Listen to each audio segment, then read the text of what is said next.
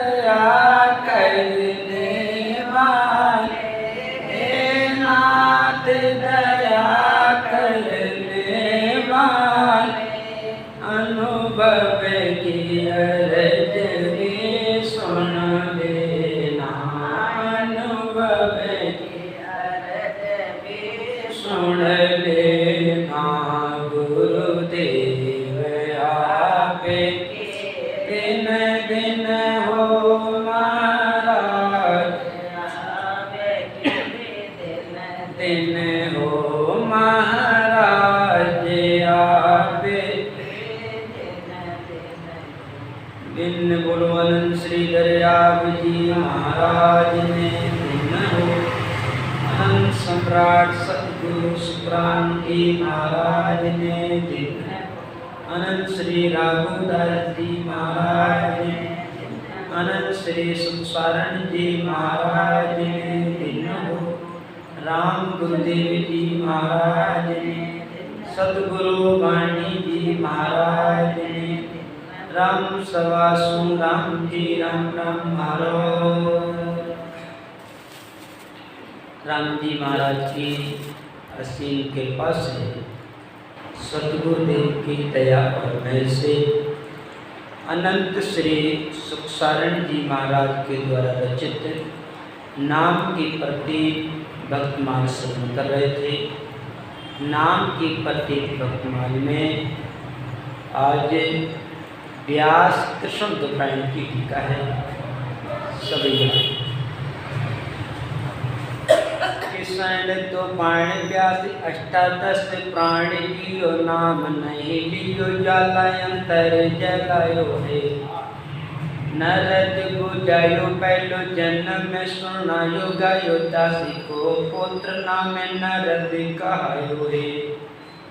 और धर्म कर्म क्रिया विदु विद बड़े व्यास, सांसी को सांस राम जपो नहीं जपायो है। संत सोले जाबे योले जाबे तो कर्म, संत सोले जाबे योले जाबे तो वो पावे ब्रह्म। कैसे दाए जाबे चोके एड़ी तो के पायो है। ऐसे नारद मुनि वेद व्यास को उपदेश कियो, व्यास नाम लियो तो के गयो सुख पायो है। ऐसे तारण तेरण राम सब कोई सारण काम, सुख सारण शायद साप सुन शरण आयो है। इन गुरु सतगुरु वाणी जी महाराज ने कृष्ण द्वैपायन, ये कृष्ण द्वैपायन ब्रह्मा जी के पुत्र हैं और इन्होंने वेदों का ज़्यादा अभ्यास किया। तो वेदों का अभ्यास करने से इनका नाम वेद व्यास जी पड़ गया। वेद व्यास जी बड़े ज्ञानी समझदार थे। तो इन्होंने देखा कि लोगों में ज्ञान की कमी हो रही है, लोग ज्ञान में समझ नहीं पा रहे हैं, परमात्मा से विमुख हो रहे हैं, दूर जा रहे हैं। तो मेरे को कोई ज्ञान का प्रचार प्रसार करना चाहिए। फिर उन्होंने वेद व्यास जी ने वेदों का अध्ययन किया। वेदों का अध्ययन करने से 17 पुराण लिख दिए और साथ में महाभारत की भी रचना उन्होंने करी वेद व्यास जी ने। तो कृष्ण द्वैपायन व्यास अष्टादश प्राण किया, नाम न लियो ज्वाला अंतर जलायो है। जब वेद व्यास जी ने 17 प्राण लिख दिए, खूब धर्म प्रचार किया, उन्होंने विचार किया मैंने इतने शास्त्र लिख दिए, जो मेरे को शांति मिलना चाहिए वो शांति क्यों नहीं? अंदर से बड़ा दुखी उदास, तो ऐसा होता है, ज़्यादा ज्ञानी होने पर भी जीवन में शांति नहीं आती है। ऐसा होता है। कोई कहे इनको क्या टेंशन होगी, इनके पास तो अपार धन है, फैक्ट्रियाँ चल रही हैं, संपत्ति है, प्रॉपर्टी है, बहुत बड़ा पद मिला हुआ है, तो इनके जीवन में कौन सी चिंता भी करोगी? ऐसा नहीं है। ज़्यादा धनवान होने से, ज़्यादा ज्ञानवान होने से ऐसा नहीं कि शांति आई रहे। शांति तो परमात्मा की कृपा से आती है। और जिनके जीवन में संतोष होता है, जिसके जीवन पर राम जी पर विश्वास होता है, उसके जीवन में शांति आती है। जिसके अंदर कोई स्वार्थ ही नहीं है। चिंता कब होती है? जब हम कोई कामना करते हैं, इच्छा करते हैं, चाहे गई चिंता मिटी, चाहना करते ही चिंता, चिंता करते अशांति जीवन में। तो शांति कब आती? चाहे गई चिंता मिटी, मनवा बेपरवाह, जिसको कछु नहीं चाहिए वो है संसार। इसको कोई स्वार्थ नहीं, कोई लेना देना नहीं है, उसके जीवन में शांति संतोष हो सकता है। वेद व्यास जी विचार करने लगे, मैंने 17 पुराणों की रचना करी, लेकिन मेरे जीवन में शांति क्यों नहीं? इतना ज्ञान का प्रचार किया, मैं इतना ज्ञानी हूँ, लेकिन मेरे जीवन में शांति क्यों नहीं? वेद व्यास जी उदास होकर के एक जंगल में जाकर के एक पेड़ के नीचे बैठ जाते हैं, चिंता करने लग जाते हैं। होनहार की बात, नारद जी महाराज एक स्थान से, एक वन से दूसरे वन की तरफ जा रहे थे। नारद जी ने देखा, अरे यहाँ तो वेद व्यास जी बैठे हैं। नारद जी पास में जाकर के उनको प्रणाम नमस्कार बोलते हैं। पास में जाकर के उनके चेहरा को देखते हैं कि बड़ा उदास है, चिंतित है। नारद जी बोले, वेद व्यास जी क्या बात, आप इतने ज्ञानी और समझदार होते हुए आपके चेहरे पे उदासी, आपके जीवन में सदलता कोई अशांति हो, क्या बात है? वेद व्यास जी कहने लगे, नारद जी मैं अब आप बीती आपको क्या बताऊं, मैंने इतना ढेर सारा ज्ञान प्रचार किया और इतने शास्त्रों का मैंने अभ्यास किया, यहाँ तक कि 17 पुराण लिख दिए, मेरे जीवन में शांति क्यों नहीं? नाम नहीं लियो ज्वाला अंतर जलायो। नारद जी कहने लगे, वेद व्यास जी और तो तुमने सब काम बढ़िया ठीक ठाक से किया, लेकिन तुमने राम जी का नाम नहीं लिया है, राम जी का नाम नहीं जपा है। नारद बुझायो पहलो जन्म में सुनायो गायो, दास को पुत्र नाम नारद को आयो है। अब नारद जी अपनी कथा सुनाने लगे वेद व्यास जी को पिछले जन्म की। नारद जी कहने लगे, वेद व्यास जी मैं भी ब्रह्मा जी का पुत्र था और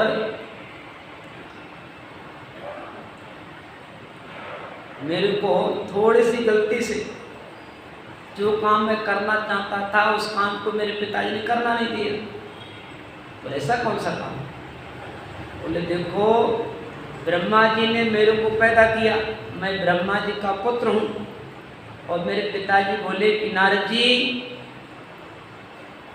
सुनो कि मैंने तुमको किस लिए जन्म दिया, पैदा किया है, जो काम मैं करता हूँ वो काम तुम करो। ब्रह्मा जी का काम सृष्टि रचना। नारद जी कहने के पिताजी सुनो, संसार में ऐसा मूर्ख ज्ञानी कौन होगा जो अमृत को छोड़ करके विष का पान करे? बताओ, कोई परमात्मा की भक्ति छोड़ करके बंद करना है क्या? नहीं आपके चलो नहीं नहीं मतलब आ रही है।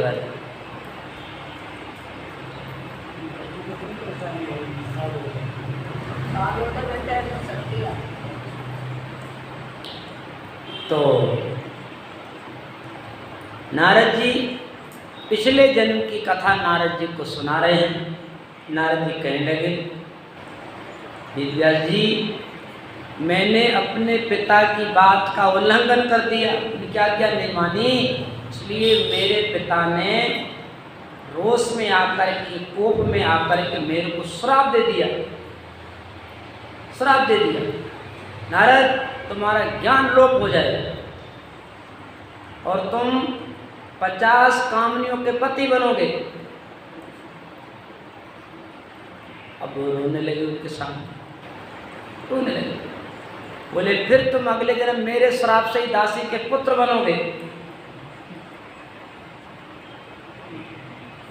फिर उसके बाद में तुम संतों की कृपा से भगवत धाम में चले जाओगे। इस तरीके का नारद जी कहते हैं, मेरे पिता ने श्राप दे दिया। पिताजी की कहने से श्राप देते ही मेरा वो शरीर नष्ट हो गया। आगे चल करके मैं एक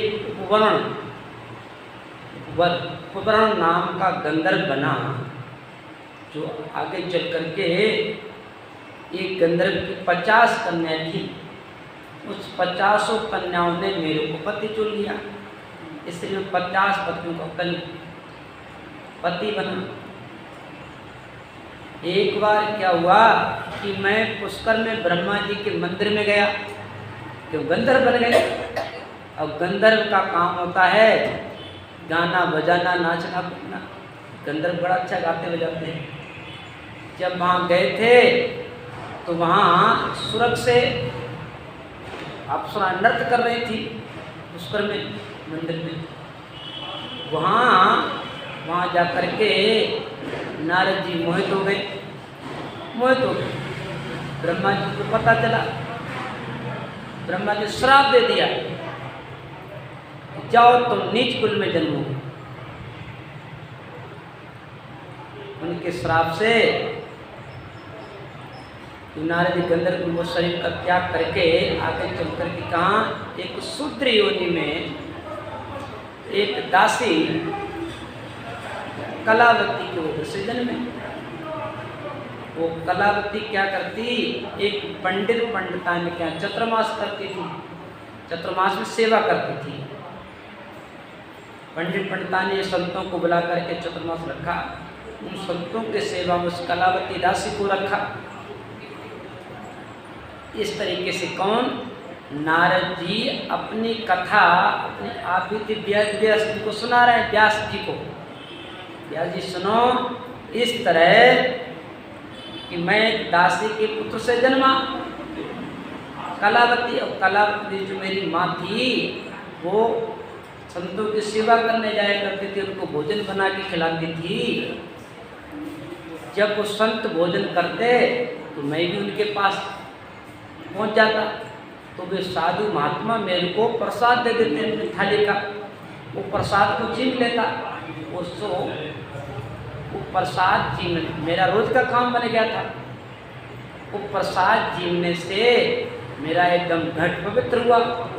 मेरे अंदर भी ऐसी इच्छा हुई कि मैं भी भक्ति करूं, मैं भी पूजा पाठ करूं, मैं भी सत्संग करूं। विचार करना मैं भी भजन करूं, कंटा लगे। नारद जी कहते हैं, एकता से सुनो, एक दिन मैंने अपने माता जी से कहा, माता जी मैं भी साधु संत बनूंगा। तो जैसा संग वैसा रंग। जब बच्चे ने संत महात्माओं का संग किया, नारद जी ने बचपन में जब संतों का संग किया, वो भी कहने कि मैं भी साधु संत बनूंगा।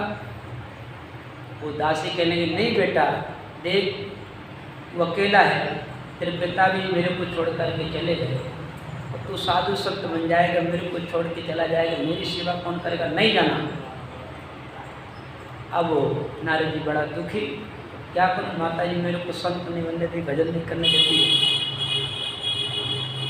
अब वो प्रार्थना करते थे, हे राम जी, मैं भी आपकी भक्ति और भजन करना चाहता हूँ, ऐसी कोई कृपा हो जाए, मैं भी आपका ध्यान स्मरण करने लग रहा हूँ, मेरे को भी उपदेश मिल जाए किसी महात्माओं के द्वारा। तो होनहार की बात, एक दिन वो नारद जी की माँ कलावती कहीं गौशाला में पास में थी, गायावती ना गायों का घर था, वहाँ रात के समय में दूध दूहने के लिए गई। जैसे दूध दूह करके वापस आ रही थी, रास्ते में सर्प ने काट लिया, काटने से वो मर गई। नारद जी को बड़ा दुख हुआ, अरे मेरी माँ को सर्प ने काट लिया, एक तो दुख हुआ, बात चल के अब जय श्री राम जी की मर्जी, जय श्री राम जी की मर्जी। अब नारद जी विचार करने लगे, चलो परमात्मा का भजन करो।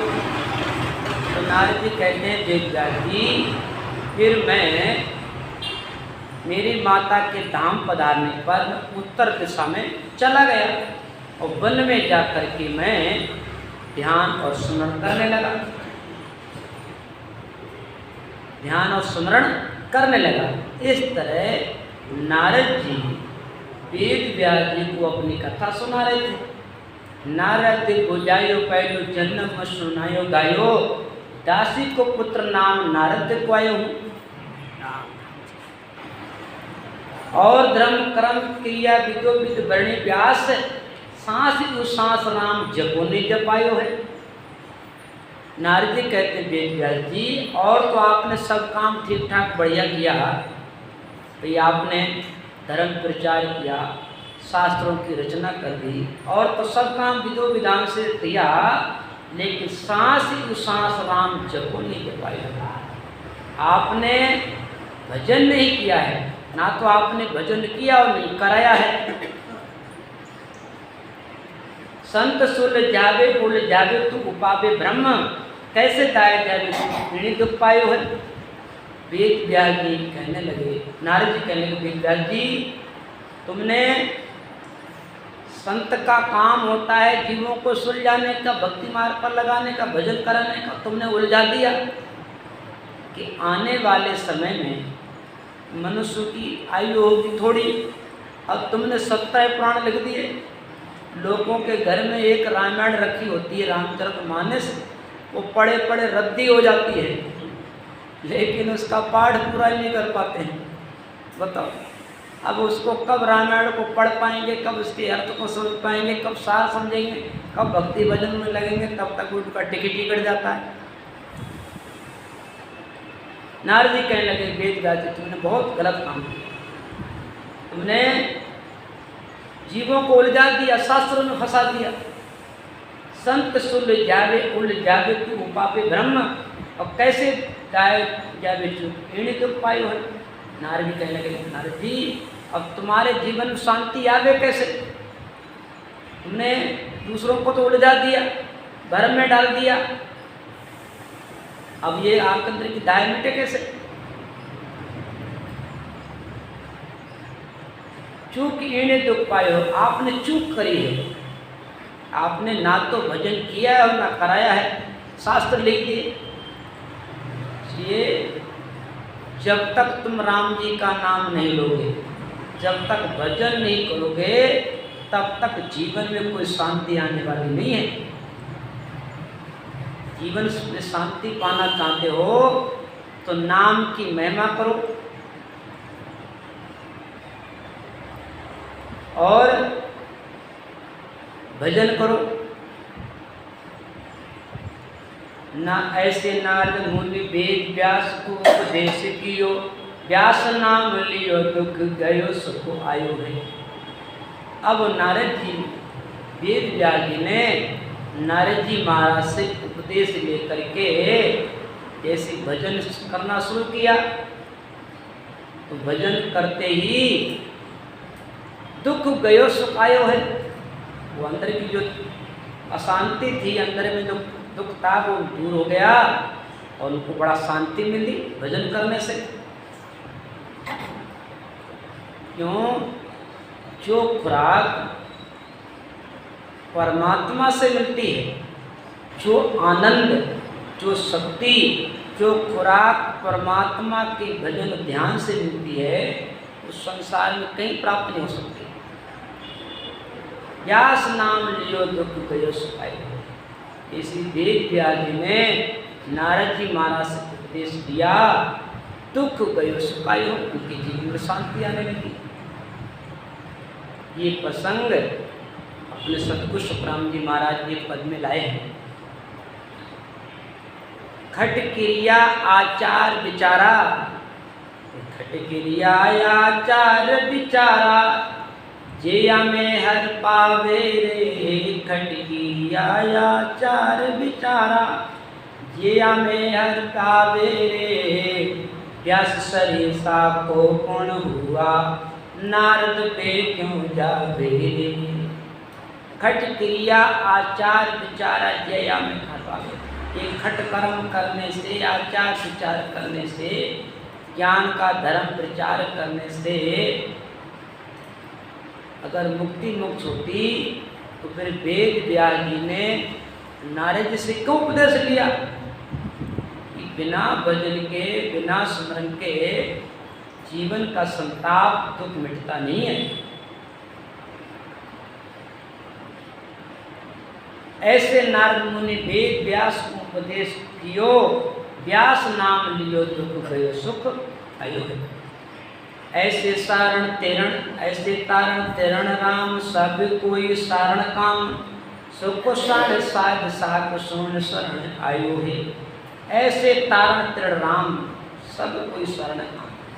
सुखसाण जी महाराज समझाते हैं, ऐसा ये राम जी का नाम है, हमको तारने वाला और हमारा कार्य को सफल करने वाला। सुख साण साध साख सुख शरण आयो। सुखसाण जी महाराज समझाते हैं, मैं भी इस राम नाम की महिमा सुन करके, राम नाम का उपदेश लेकर के मैं भी भजन करने लगा।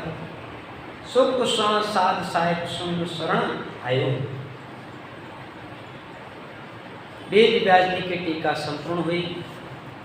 सवैया मनोरचन नाम के प्रत्येक तेरी गोजरी को खेल माए। नाम की प्रत्येक त्रिया जल में पाषाण रे। नाम की प्रत्येक पात तुल्यो नेता राजू माए। नाम की प्रत्येक साची नाम देती जान रे। नाम की प्रत्येक साची, नाम की प्रत्येक देखो शेष पर सारी मांड। नाम की प्रत्येक द्रव्य देखे सारी जान रे। नाम की प्रत्येक करी उमन अमर शिव। नाम की प्रत्येक सुख सारण साची आन रे। अभी सूक्ष्म शब्दों में न टीका कही गुजरी का, गुजरी की टीका, नामदेव जी की टीका, ध्रुव जी की टीका, शंकर भगवान पार्वती की टीका सूक्ष्म में कही। आगे विस्तार से श्रवण करेंगे। अब है गुजरी की टीका कुंडलियों। नाम ने जो धार कर भई गोजरी पार। व्यास कथा निषिधन करे रया बार का बार। रया बार का बार नाम ने जो नहीं आयो। पढ़ पढ़ वेद पुराण जगत सारो भरमायो। हृदय प्रेम परतीत बिना होए नहीं उद्धार। नाम ने जो धार के वही गोचरी पारे। राम, अभी हम राम नाम की महिमा सुन रहे थे कि राम जी का नाम हमको तारने वाला है, भवसागर से पार करने वाला है, हमको मोक्ष भेजने वाला है। लेकिन इस पर विश्वास हो जाए, जिन्होंने इस राम नाम पर विश्वास कर लिया वो पार हो जाते हैं। राम नाम सुखराम कै रटे प्रीति सुआए। प्रीति भी जब ही हो सकती है जब मन पर विश्वास हो जाए। तो राम नाम सुखराम के रटे प्रीति सुहा है। मोक्ष मुगत की क्या चली परम मुक्त न जाए। जिनको राम जी के नाम पर विश्वास हो जाता है, प्रेम और प्रीति हो जाती है, तो उसको गति ही नहीं, उसको मुक्ति ही नहीं, उसको मोक्ष ही नहीं, उसको परमोक्ष की प्राप्ति होती है। ऐसा ये राम जी का नाम है। तो राम जी के नाम पर विश्वास कर ले। जो राम जी के नाम पर विश्वास कर लेता है वो जीवन में सफल हो जाते हैं। यह प्रसंग है, नाम ने जो धार कर गई गुजरी पार। गुजरी ने राम जी के नाम पर विश्वास कर लिया तो जमुना पार आती जाती थी। प्रसंग तो बड़ा है, फिर भी थोड़ा सा चिंतन करते हैं। गुजरी को कैसे विश्वास हुआ राम जी के नाम पर? मथुरा में एक पंडित जी थे, तो वो भागवत कथा करते थे, और गुजरी नाम की एक जो ग्वालिन थी वो बहुत दूर से कथा सुनने आती थी। बीच में जमुना बहती थी, तो गुजरी वो क्या करती कि नाव में बैठ करके और उस मल्ला को एक आना किराया दे करके अपने जमुना पार करके मथुरा में आ जाती। और पंडित जी महाराज की कथा सुन करके फिर नाव में बैठ करके फिर घर चली जाती थी। उसका नित्य का नियम बन गया था, सत्संग में जाना, कथा सुनना। एक दिन की बात, वो गुजरी कथा सुन रही थी, पंडित जी सुना रहे थे। पंडित जी कह रहे थे, देखो भाई, ये राम जी का नाम बड़ा पावरफुल है, बड़ी राम नाम की बड़ी महिमा है। राम नाम जिस समय भगवान राम लंका पार जाने के लिए पुल बनाया था, तो पुल कैसे बना? उन पत्थरों पर राम नाम लिखा गया, पत्थरों पर। तो राम नाम लिखने से वो पत्थर तैर गए, जुड़ गए और पुल बन गया, सेना पार हो गई। राम जी के नाम से पत्थर तैरने लगे, पत्थर जुड़ गए और पुल बन गया, सेना पार हो गई। ऐसा ये राम जी का नाम है। राम जी के नाम से शंकर भगवान अमर हो गए। राम के नाम से ये साधु संत तेरे कोई बड़ी बात नहीं, बड़े बड़े पापी तेरे गए। राम जी के नाम से पापी तेरे से तेरे, कीड़ा मकोड़ा तेरे गए। ऐसा ये राम जी का नाम है। जो राम जी का नाम लेते हैं वो कभी डूबते नहीं हैं, वो तो निश्चय ही पार हो जाते हैं। कि चढ़े जहाज सो डूबे नहीं, और पेले पार उतारे, नार पुरुष को कारण नहीं, नाम सकल को तारे। चढ़े जहाज सो डूबे नहीं, जो जैसे कोई पानी की जहाज में बैठ जाता है तो जहाज उसको पार कर देता है, चाहे वो स्त्री हो चाहे पुरुष हो। ऐसे ही नार पुरुष को कारण नहीं, नाम सकल को तारे। ऐसा ही राम जी का नाम भी एक जहाज की तरह है। इस राम नाम रूपी जहाज में जो कोई बैठ जावे वो सबको पार कर देता है, चाहे वो स्त्री हो चाहे वो पुरुष हो। इस तरीके से वो पंडित जी कथा सुना रहे थे।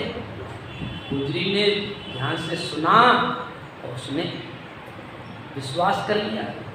बताओ, राम जी के नाम में ऐसी शक्ति कि पत्थर तैर गए, पुल बन गया, सेना पार हो गई। तो मैं तो रोजाना नाव में बैठ के आती हूँ, हो सकता है मैं भी पार हो सकती हूँ। अब उस पंडित जी की बात उसको याद रही, राम नाम की महिमा उसको याद रही। जैसी वो गुजरी जमुना के किनारे गई, एक तुलसी का पत्ता तोड़ा, उस पे लिखा राम नाम। उस पत्ते को उसने जमुना में तैराया, उसके ऊपर बैठ गई तो वो पार हो गई। गुजरी पार हो गई। अब उधर से भी घर से फिर वापस कथा में आने लगी, तो फिर उसने जमुना के किनारे तुलसी का पत्ता तोड़ा, उस पर लिखा रकार मकार और पानी में छोड़ा, उस पर बैठ गई, फिर वो पार हो गई। अब तो गुजरी रोजाना आवे और जावे, आवे जावे। गुजरी का ये तो पंडित जी महाराज ने बड़ी बड़ी कृपा कर दी मेरे ऊपर। बताओ, मेरा तो किराया ही बच गया। रोजाना एक आना इधर से एक आना इधर से 2 आना रोज खर्च हो जाते हैं, और 7 तरीके 14 आने हो गए। बताओ कितना फायदा हो गया पंडित जी की कृपा से। उसने विचार किया, चलो पंडित जी ने हमको ऐसा रास्ता बताया, चलो पंडित जी को भोजन करावे, अपने घर पे भोजन करावे। एक दिन वो पूजी ने पंडित से कहा, पंडित जी महाराज आप कृपा करो और हमारे घर पे आपको भोजन जी में आना, मैं आपको निमंत्रण देती हूँ, बुलावा देती हूँ। बोले ठीक है। समय आने पर उसको तारीख दे दी, निश्चित तारीख दे दी। वो गुजरी, समय पर तारीख तिथि पर पहुंच गई पंडित जी के पास के लिए। पंडित जी महाराज चलो भोजन करने के लिए। तो गुजरी के कहने से पंडित जी अपना झोली पिंडा उठाया, वो भी रवाना हो गए। रवाना हुए, जमुना के किनारे पहुंच गए। पंडित जी तो नाव की तरफ जाने लगे। गुजरी कहा कि पंडित जी कहाँ जाते हो? अरे नाव में बैठेंगे। अरे इधर आओ, नाव में बैठने की जरूरत नहीं है, तोड़ो तुलसी का पत्ता, इस पे लिखो राम नाम और इसको छोड़ो, इस पे बैठ जाओ, पार हो जाओगे। अब पार हो जाओगे। कुछ कहने लगी गुजरी। एक पत्ता तो थोड़ा गुजरी ने, एक पत्ता थोड़ा पंडित जी ने। तो गुजरी ने राम नाम लिखा, वो तो पत्ता को पानी में जमुना में छोड़ा, उसको बैठ गई, वो तो तैरने लगा, वो तो तैरने लगा। अब पंडित जी ने उस तुलसी के पत्ते पर राम राम तो लिखा, लेकिन छोड़ते समय संकल्प विकल्प हो गया, अगर मैं डूब गया तो मेरे बच्चों को क्या होगा। वो बैठने से पहले संकल्प विकल्प, अरे मैं डूब गया तो मेरा क्या होगा। तो उनको पंडित जी को विश्वास नहीं था। गुजरी ने विश्राम जी के नाम पर विश्वास कर लिया, वो पार हो गई। और पंडित जी को विश्वास नहीं हुआ, वो तो डूबने लगे। नाम ने जो धार कर भई गुजरी पार, प्यास कथा निस दिन करे रया बार का बार। नाम ने जो धार कर भई गुजरी पार, गुजरी ने राम जी के नाम पर विश्वास कर लिया, वो पार हो गई। व्यास कथा निस दिन करे रया बार का बार। पंडित जी रोजाना कथा सुनाते थे, लेकिन वो पार ही नहीं हो पाए, उनको विश्वास ही नहीं हो पाया। रया बार का बार नाम नहीं क्यों नहीं आयो, और पढ़ पढ़ वेद पुराण जगत सारो भरमायो। अनंत श्री सत्सांग जी महाराज समझाते हैं, इन पंडितों ने पूरे जगत को भरमा दिया। इस शास्त्र में लगा करके, कर्म कांडों में, पूजा पाठों में लगा करके तो भूल ही गए कि भजन करना चाहिए कि नहीं करना चाहिए। पढ़ पढ़ वेद पुराण जगत सारो भरमायो, हृदय प्रेम प्रतीत बिना कोई नहीं उद्धार। नाम ने चोधार की भई गुजरी पार। हृदय प्रेम प्रतीत बिना हो ही नहीं उद्धार। सुखसाण जी महाराज समझाते हैं, जब तक हमारा राम जी के नाम से प्रेम नहीं है, विश्वास नहीं है, तब तक हमारे उद्धार होने में समय लगेगा, देर लगेगा। और जिस दिन राम जी के नाम पर विश्वास हो जाए, राम जी के नाम से प्रीति जुड़ जाए, तो तुरंत ही कल्याण और मोक्ष।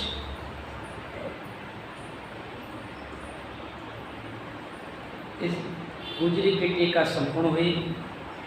आगे है 5 समय की रामचंद्र जी की टीका। चौपाई। सेना सज रघुवीर लंक पर चालर आया, आडो बजो समुद्र करी जे कौन उपाया।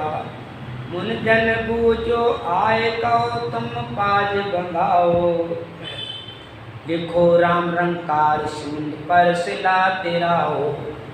सुख सारण इण नाम सु अवतारा का रजसया, जीवित रण सांसों का पानी पर पर्वत त्रिया। सेना सज रघुवीर लंक पर चाल आया। यहाँ पर भी राम नाम की महिमा बताइए, सेना सज रघुवीर लंक पर चालू आया। एक बार भगवान राम अपनी सेना को लेकर के लंका पर चढ़ाई करने के लिए समुद्र के किनारे पहुंचे। आड़ो भरियो समुद्र कहिए कौन पाया। समुद्र के किनारे जाकर देखते हैं कि समुद्र तो अपार अगाध है, जिसका कोई पार नहीं। अब समुद्र को पार करने के लिए कैसा उपाय किया जाए, क्या उपाय किया जाए। तो मुनिजन बूझो आए कहो तुम पाज बंधाओ। मुनिजन बूझो आए। अब वहां चर्चा होने लगी इस समुद्र को कैसे पार किया जाए। ऋषि मुनियों ने कहा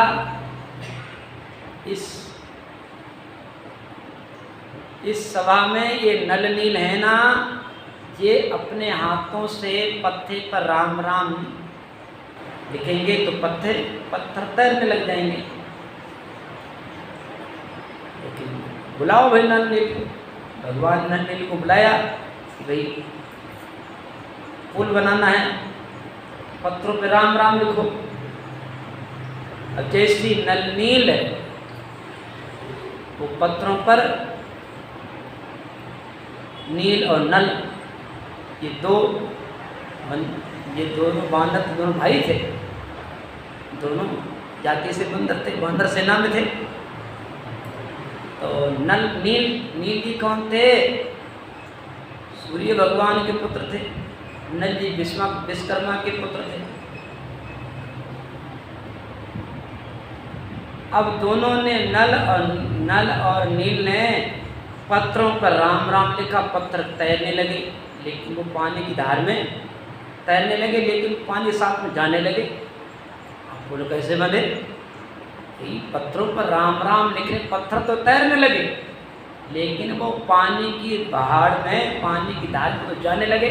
अब बोलो कैसे बने? तो ऋषि मुनियों ने कहा कि एक पत्थर पर रकार लिखो, दूसरे पत्थर पर मकार लिखो। एक पत्थर पर रकार, दूसरे पे मकार, तब इनको स्थापित करो।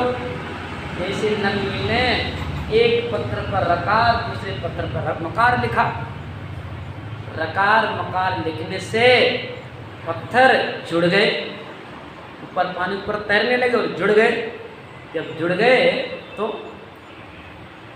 उन नल नील ने अपार समुद्र में 6 दिनों में पुल को बना दिया।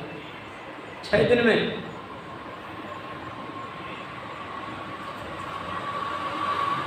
मुनिजन बूझो आए कहो तुम पाज बंधाओ, लिखो राम रंकार समुद्र पर सिलाते रहो।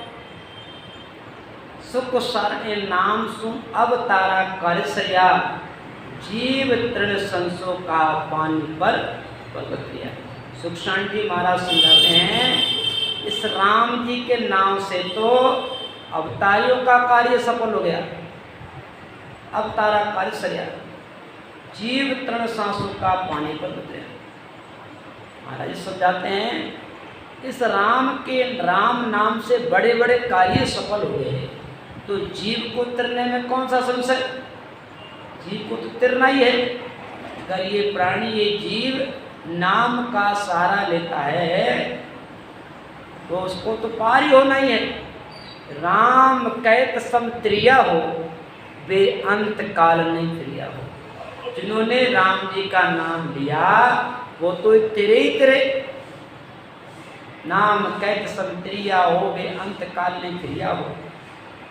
वैश्याशील किसे दिन पालो, विमान ताकि उतरिया हो। वैश्या का प्रसंग लेके आए हैं, सब कुछ। वैश्या ने जीवन में कोई भक्ति नहीं थी, कोई शील पर धारण नहीं कर रखा था उसने, लेकिन उसने तोते को पढ़ाती थी, को पटेराम को पटेराम। वैश्या का प्रसंग थोड़ा सा बड़ा है। वैश्या के घर पे उसके यार लोग आए थे, दोस्त उसके। तो दोस्तों ने, उन यारों ने विचार किया अपने वैश्या बाई के घर चल रहे हैं, तो वैश्या बाई को कोई इनाम तो ले चलो, इनाम कोई गिफ्ट ले चलो जिससे कि खुश हो जाए, प्रसन्न हो जाए। अब उन यारों ने, दोस्तों ने क्या किया, मार्केट में बढ़िया सा पिंजरा खरीदा और एक तोता को खरीद लिया। उस पिंजरे में तोते को बंद करके और वो लेके गए वेश्या के घर पे, उसको दे दिया। वेश्या बड़ी खुश। अब वो वेश्या क्या करे, उस तोतों पे पड़ा गया, हो पटे राम, हो पटे राम, हो पटे राम। तोता भी सीख गया राम राम। जब वेश्या राम बोले तो वो भी राम बोले। और एक विशेषता है राम में, राम राम कोई कहे कहावे और दोनों का फल अपने पावे।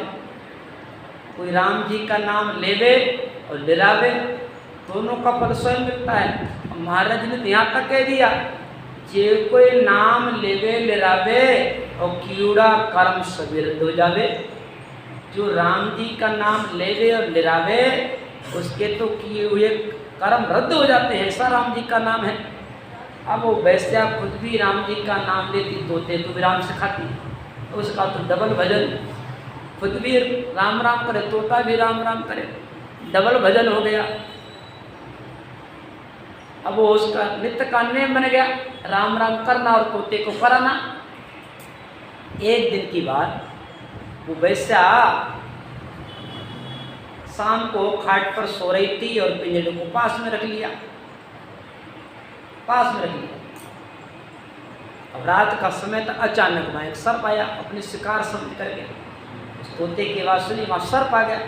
सर्प अपने शिकार में था और सर्प पिंजरे के पास में आकर के तो फूफाड़ा करने लगा, तोते पर अटैक करने लगा। जब तोते पर अटैक किया तो तोता बोलने लगा, चिल्लाने लगा। वैश्या जग गई। वो जगते ही लेटे लेटे, नींद नहीं, उसने हाथ को नीचे पिंजरे में मारा कि तोता शांत हो जाए। अब वो नींद नहीं, हल्की नींद नहीं, अपने हाथ से उस पिंजरे में मारे और पटे राम पटबोल पटे राम, जैसे उसने हाथ नीचे किया, पिंजरे मारा तो सर्प ने हाथ में काट लिया। वो कहे कहो पटे राम, सर्प ने काट लिया। अब वो सर्प ने काट लिया, वो तो राम राम बोलती गई। उसका अंतिम समय आ गया। अंतिम समय आया, अंतिम समय में राम राम करते करते वो तो भगवत धाम में चली गई। और ये भी प्रमाण देते महाराज जी, अंतिम समय में किसी के मुख से राम जी का नाम निकल जाता है तो वो 84 नरक में नहीं जाता है। अंत समय लग जोई भक्ति में आवसी, या को ओ गुण होए नरक नहीं जा। अंत समय लग जोई भक्ति में आवसी, अंतिम समय में कि अगर मरते समय भी राम जी का नाम मुख से आ जावे तो वो जीव नरक में नहीं जाता है। इसलिए ये संत महात्मा पहले से अभ्यास करते रहते हैं जिससे कि अंतिम समय में राम जी का नाम आ जाए। इसलिए वो हमेशा भजन करना, ध्यान करना लगे रहते हैं और प्रार्थना करते हैं राम जी से। ऐसे प्रार्थना करते हैं कि भक्ति करता छूटे मेरो प्राण, प्रभु जी यही मांगू सद। भक्ति करता छूटे मेरो प्राण, प्रभु जी ही मांगू सदा। सुमरण करता छूटे मेरो प्राण, प्रभु जी यही मांगू। तेरो मनोहर मुखड़ा जोया करूं, तेरो मनोहर मुखड़ा जोया करूं। तेरो रात दिवस रटना करया करूं, तेरो रात दिवस रटना करया करूं। रहे अंत समय तेरो ध्यान, प्रभु जी मां रहे अंत समय तेरो ध्यान, प्रभु जी आ भक्ति करता छूटे मेरो प्राण प्रभु जी यही मांगू। आ स्मरण करता छूटे मेरो प्राण प्रभु जी मेरी आशा निराशा कर जो मती। मेरी आशा निराशा कर जो मती। मेरे अबे गुण स्वामी जो वो नहीं। मेरे अबे गुण स्वामी जो वो नहीं। रहे सांस को सांस तेरो ध्यान प्रभु जी यही मांगू सदा। रहे सांस को सांस तेरो ध्यान प्रभु जी यही मांगू सदा। भक्ति करता छूटे मेरो प्राण प्रभु जी यही मांगू सदा। स्मरण करता छूटे मेरो प्राण प्रभु जी यही मांगू सदा। मेरे पापों को आप क्षमा कीजिए। मेरे पापों को आप क्षमा कीजिए।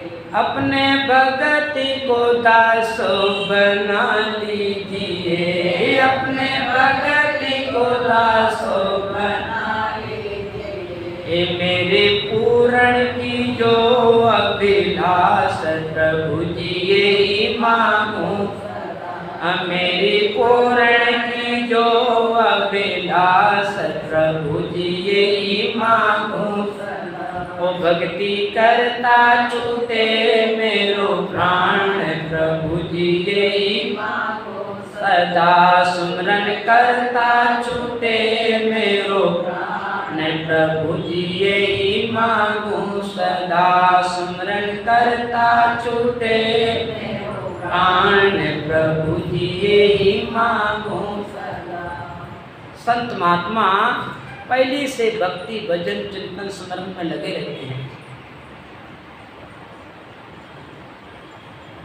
गुरुजनों के द्वारा सुना है जो बचपन में भजन करते हैं तो वो जवानी में भी करेंगे, और जिन्होंने जवानी में भजन किया है तो बुढ़ापे पे सुता ही उनके मुख से राम जी का नाम निकलता है, सुता ही। और जो बचपन में नहीं करेंगे तो जवानी में नहीं करेंगे, जवानी कर नहीं पाएंगे। और जिन्होंने जवानी में भजन नहीं किया है तो बुढ़ापे में राम जी का नाम आएगा ही नहीं। उनसे आप बार बार कहोगे तो भी नहीं आएगा। वो तो हाय मैया की, हाय दैया की, हे मावड़ी की धाय मावड़ी, और तो चिल्लाएंगे, लेकिन राम जी का नाम नहीं निकलेगा। राम जी का नाम उन्हीं के मुख से निकलता है जिनका जीवन भक्ति में सत्संग मन हो गया है, नेत्र प्रत सत्संग सुनते हैं, पायन जी महाराज का पाठ करते हैं, हमेशा ध्यान स्मरण करते हैं, उन्हीं के मुख से राम जी का नाम निकलता है। एक आप वाक़ा देखी बात बताता हूँ, आपने सभी जानते हैं, एक माता जी संतोष बाई जी रहती थी यहाँ पर, संतोष बाई जी। तो संतोष बाई की बड़ी श्रद्धा थी माता जी की, खूब संतों से खूब आदर भाव, खूब सेवा करना। नौकरी का ऐसा नियम था, वो जब यहाँ की रोटी खाती, आटे खाती तो 500 रुपये महीने देती माता जी। और हमारे नाम में तो 50,000 के एमडी करके गए थे संतोष भाई को, हमारे नाम 50,000 नर्मदा भी बैठे हैं। और उनके खाते में कितना 80,000 रुपये था। मेरे को कहा कि महाराज अब ये मेरे वृद्धावस्था है, चलो मैं तुम्हारे नाम करा देती हूँ। मेरी माता जी मेरे नाम कराओ, बेटी नाराज हो जाएगी आपको। बोली पैसा मेरा, बेटी क्या करेगी। माता जी ऐसा मत करो, आप चले जाओ, बाद में उस पर मेरे को भाव हो जाएगा, ये साधु संत मेरी माँ का पैसा खा गए, ऐसा मत करो। उन्होंने उस दिन हरिराम जी भी आगे मारठिया, मैंने उनको बताया, हरिराम जी मारठिया ने समझाया उनको, माता जी आखिर आपके शरीर की बेटी है, ऐसा करो उसके नाम, आपके आपको जो खाता है ना उसमें नाम नहीं डाल दो, नाम नहीं डाल दो, इससे कि आपकी यहाँ सेवा नहीं वहाँ सेवा हो जाएगी। अब उन्होंने बेटी का नाम डाल दिया। थोड़े दिन में कहीं ऊपर रसोई के सामने बैठे थे, तो बैठे बैठे उनको तो एकदम गर्दन ढीली पड़ गई। हे राम हे राम हे राम, अरे माता जी अभी तो सही सही बैठे थे, अभी इनको क्या हो गया। कंपाउंडर साहब के पास गया, कंपाउंडर साहब बुला के, डॉक्टर साहब हमारी माता जी को कुछ हो गया, जल्दी करो। डॉक्टर साहब आप देखते हैं, अरे कहते हैं इनको डॉक्टर के पास ले जाओ, जल्दी करो। तुरंत तो ऑटो को बुलाया, माता जी को गोदी में लेकर के ऑटो में बिठाया और वहाँ भर्ती किया। डॉक्टर ने देखा, अरे इनको बहुत सीरियस अटैक आया है, इनके बेटा को बुलाओ, इनकी बेटी को बुलाओ। मैंने कि डॉक्टर साहब ना इनका कोई बेटा है ना कोई बेटी है, जो कुछ नहीं हो। बोले क्यों बेटा की? मैंने कि बेटा तो इनको पता नहीं, तो कोई छोड़ छाड़ के चला गया है, तो कहीं इधर रहता है, मकराना अपने ससुराल में रहता है। इन माता जी को 4 साल हमारे पास रहते हो गया आश्रम में, आज तक बेटे का फ़ोन नहीं आया। इसलिए अब बेटा कहाँ से आ जाएगा, हमारे पास तो फ़ोन ही नहीं उसका, कहाँ रहता है पता भी नहीं है। बोले बेटी को बुलाओ। नहीं डॉक्टर साहब बेटी इनकी पटियाला में है, यहाँ से 600-700 किलोमीटर आगे, पंजाब में पटियाला में। बेटी को फ़ोन किया, बेटी का फ़ोन नंबर था, फ़ोन कर दिया। तो मैंने उन माता जी को देखा, जिस समय उनको भर्ती किया था, डॉक्टर चेक कर रहा था, वो भी हे राम हे राम हे राम ऐसे उनके मुख से राम के बाद निकल थे। और मैंने और वहाँ देखा ना, अस्पताल में सीन देखा तो कोई तो उल्टी वाकी ले, कोई चिल्लावे हे मावड़ी की, हे दैया की, हे मैया। अभी देखना अस्पताल में जाकर के बुरी तरीके से चिल्लाते हैं, लेकिन राम जी का नाम नहीं निकलता है।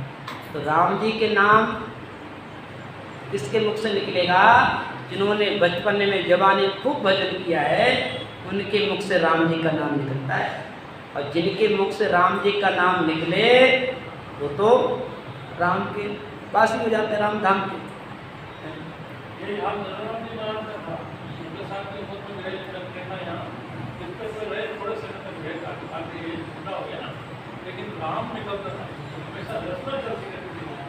जो ज़्यादा भजन करते ना वो सवास में जाते हैं, सबको कह देते हैं अब देखो आप भोजन प्रसाद कर लो, अब हम जा रहे हैं, तो राम जी का नाम लेते लेते चले जाते हैं। और कई ऐसे होते मरने से पहले लकवा में चले जाते हैं, इसमें कोमा में चले जाते हैं, तो कहाँ से राम जी का नाम लेंगे?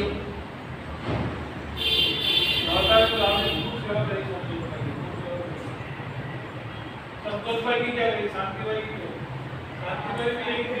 अरे शांति भाई तो छोड़ो, अमरदास जी महाराज की करी, लेकिन अमरदास जी महाराज छोड़ो, कैसा किया हमको उठते फिर बैंक में के खाते में कोई पैसे निकाल दिला रहे, और वो तो 70 में पहले पैसा निकाल रहे थे, बदली भेज दी, उन्होंने खाता ही ट्रांसफर करा लिया है। खाता ही खाली, वो तो खाता ही नहीं कर देगा, इनके पैसे भेज दी करीबन 80,000 75,000।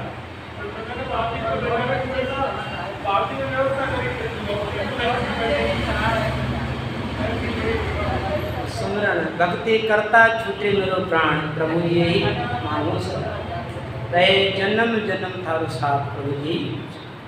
इस तरीके से जो संत महात्मा जिज्ञासु लोग होते हैं वो हमेशा प्रभु के चिंतन में ध्यान में लगे रहते हैं, जिससे कि हमारा अंतिम सब देखो कोई दाना है रसीद ले लो, अंदर ले लो। इसलिए संत महात्मा पहले से अपने भक्ति भजन में चिंतन में लगे रहते हैं, प्रार्थना करते हैं। क्या कहते हैं?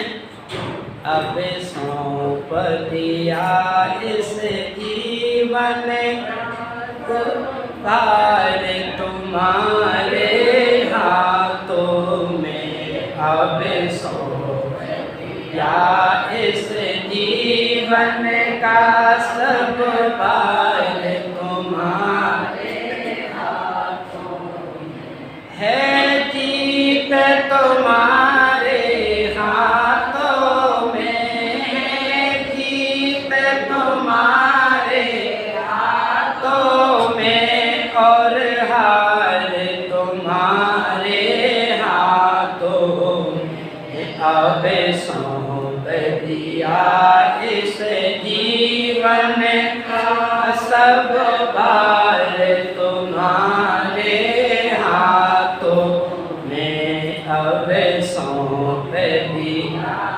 इस जीवन का सब भार तुम्हारे हाथों में। मेरा निश्चय बस एक यही, मेरा निश्चय बस एक यही, एक बार तुम्हें पा जाऊं मैं, एक बार तुम्हें पा जाऊं मैं। अर्पण कर दूं दुनिया भर का सब प्रेम तुम्हारे हाथों में। अर्पण कर दूं दुनिया का सब प्रेम तुम्हारे हाथों में। अब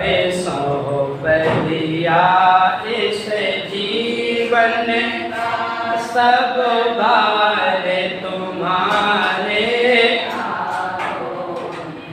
है जीत तुम्हारे हाथों में, है जीत तुम्हारे हाथों में, और हार तुम्हारे हाथों में, और हार तुम्हारे हाथों में। अब सौंप दिया इस जीवन का सब भार तुम्हारे हाथों में। अब सौंप दिया इस जीवन का सब भार तुम्हारे हाथों में।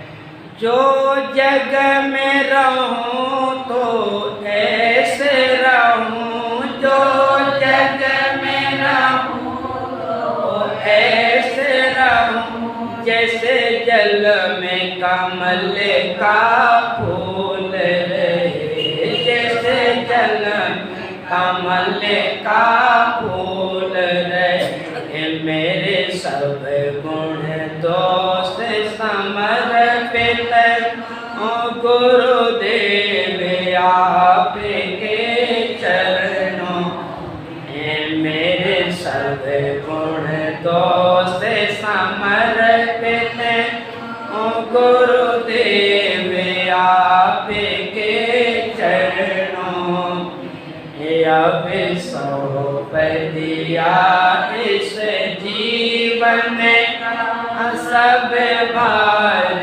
तुम्हारे हाथों में। अब सौंप दिया इस जीवन का सब भार तुम्हारे हाथों में। है जीत तुम्हारे हाथों में, है जीत तुम्हारे हाथों में, और हार तुम्हारे हाथों में, और हार तुम्हारे हाथों में। अब सौंप दिया इस जीवन का सब भार तुम्हारे हाथों में। अब सौंप दिया इस जीवन का सब भार तुम्हारे हाथों में।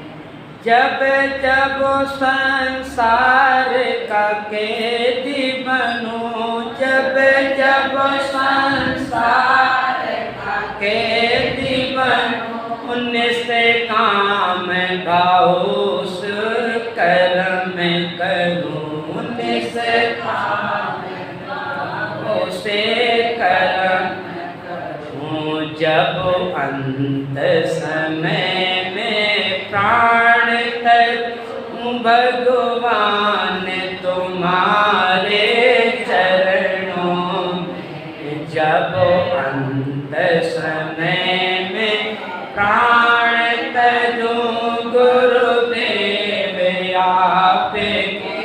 चरणों में अब सौंप दिया, जीवन का सब भार तुम्हारे हाथों में अब सौंप दिया, जीवन का सब भार तुम्हारे हाथों में। तुझ में मुझ में बस भेद यही, मुझ में तुझ में बस भेद यही, मैं न रहूं तुम नारायण हो, मैं न रहूं तुम नारायण हो, मैं हूँ संसार हाथों में, संसार तुम्हारे हाथों में, मैं हूँ संसार हाथों में, संसार तुम्हारे हाथों में, अब सौंप दिया इस जीवन का सब भार तुम्हारे हाथों में, अब सौंप दिया इस जीवन का सब भार तुम्हारे हाथों में। दिन बोलो सतगुरु वाणी जी महाराज। ये है भगत की जिज्ञासा। भगत प्रार्थना करता है, प्रभु अब सौंप दिया इस जीवन का सब भार तुम्हारे हाथों में है। अब चाहे अब ये सिर को मैंने आपको अर्पण कर दिया है, चाहे तारो और चाहे मारो, चाहे जीत हो चाहे हार हो, अब आपका बिरद है। अब सौंप दिया इस जीवन का सब भार तुम्हारे हाथों में है, जीत तुम्हारे हाथों में और हार तुम्हारे हाथों में।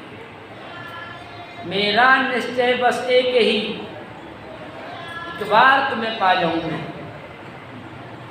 भगत जिज्ञासा करता है, प्रभु बस मेरी एक ही जिज्ञासा, एक ही निश्चय है, एक बार तुम्हें पा जाऊं, एक बार आपसे मिलना हो जाए, अर्पण कर दूं दुनिया भर का सबका।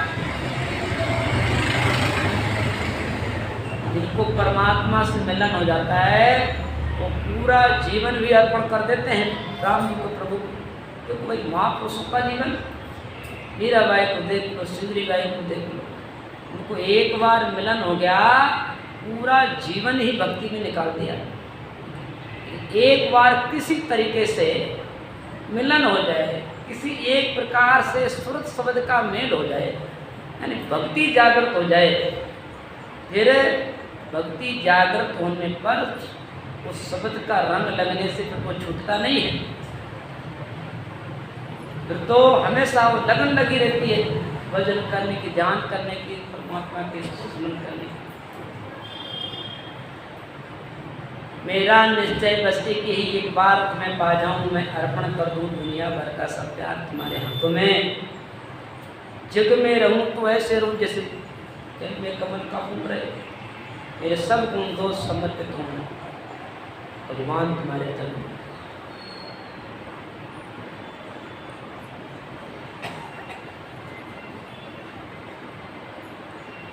तेरे चरणों का पुजारी बनूं, इस पूजक का एक रग रखा हो तार तुम्हारे हाथों में।